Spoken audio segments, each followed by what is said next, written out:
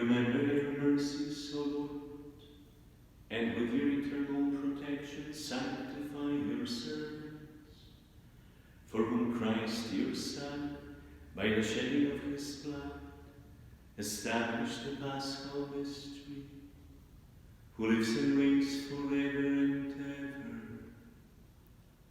Amen.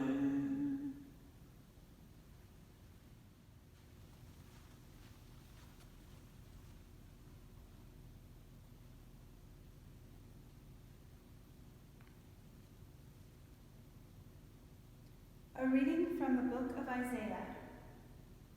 See, my servant shall prosper.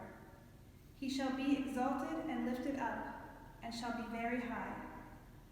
Just as there were many who were astonished at him, so marred was his appearance beyond human semblance, and his form beyond that of the sons of man.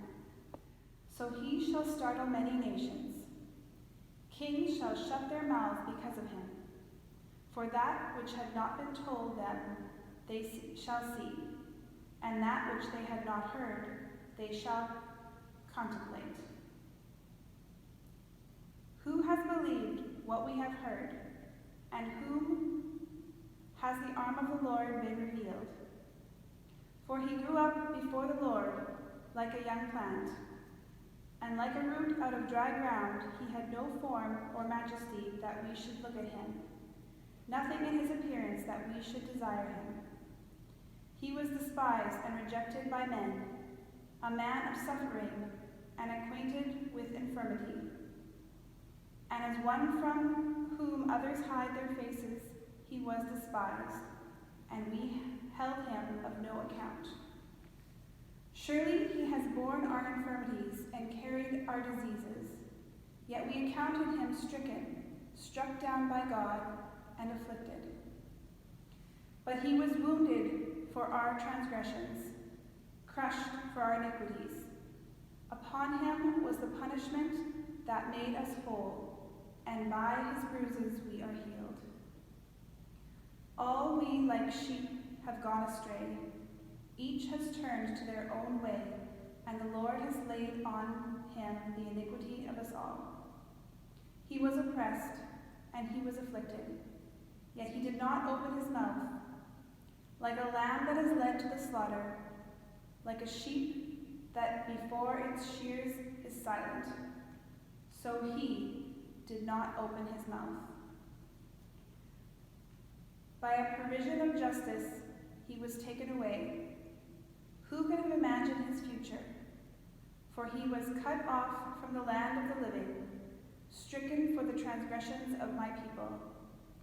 They made his grave with the wicked, and his tomb with the rich, although he had done no violence, and there was no deceit in his mouth. Yet it was the will of the Lord to crush him with pain. When you make his life an offering for sin, he shall see his offspring, and shall prolong his days. Through him the will of the Lord shall prosper. Out of his anguish he shall see light. He shall find satisfaction through his knowledge. And the righteous one, my servant, shall make many righteous, and he shall bear their iniquities. Therefore I will allot him a portion with the great, and he shall divide the spoil with the strong, because he poured out himself to death, and was numbered with the transgressors. Yet he bore the sin of many, and made intercession for the transgressors. The word of the Lord. Thanks be to God. Into your hands, O Lord, I commend my spirit. Into your hands, O Lord, I commend my spirit. In you, Lord, I take refuge. Let me never be put to shame.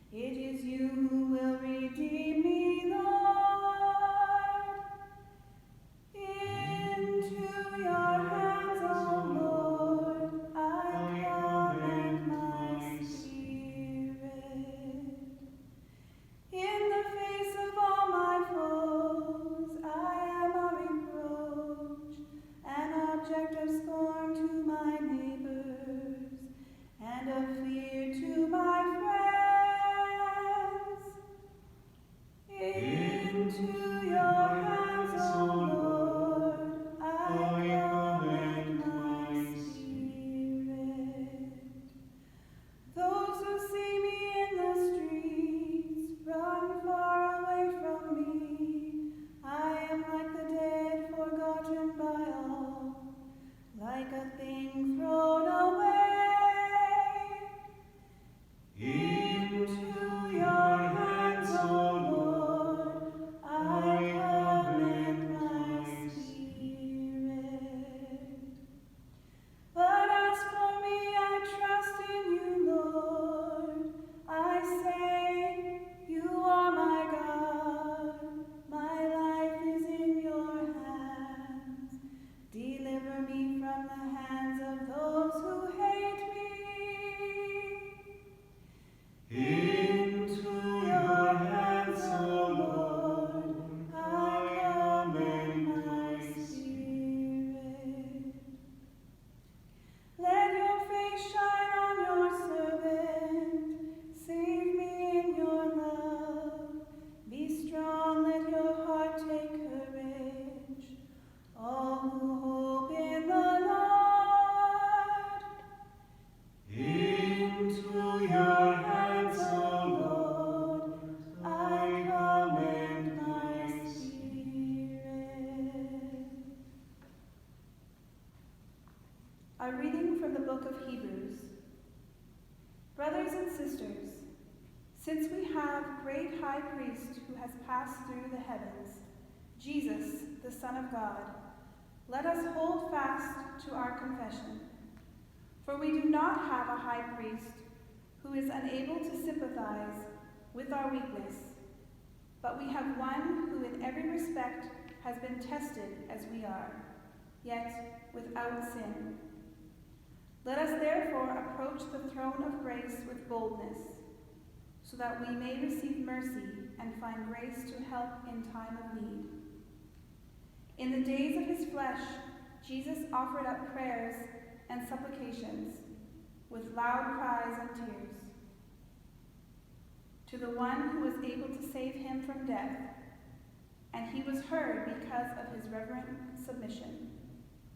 Although he was a son, he learned obedience through what he suffered, and having been made perfect, he became the source of eternal salvation for all who obey him.